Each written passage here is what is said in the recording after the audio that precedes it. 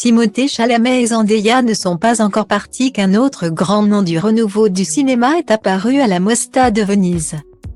Anya Taylor-Joy, 25 ans et déjà 11 ans de carrière, s'affiche comme l'une des personnalités les plus attendues du festival italien.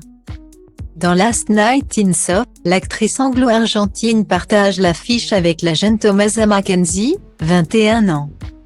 Un film qu'elle est venue défendre en chair et en os.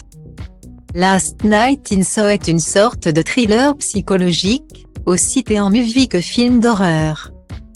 Zombies et fantômes compris, sous fond de musique des années 1960. Dans ce long-métrage déjà acclamé par la critique, Anya Taylor-Joy interprète une chanteuse à succès. Il se dit même que la comédienne chante de sa propre voix. « Je chante toujours sous la douche mais jamais en public », a soufflé la comédienne auprès du média italien Iodona.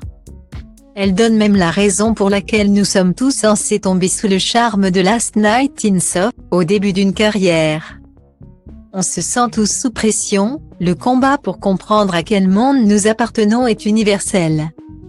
La récompense du fameux Lion d'Or va être difficile à décerner lors cette 78e édition de la Mostra de Venise.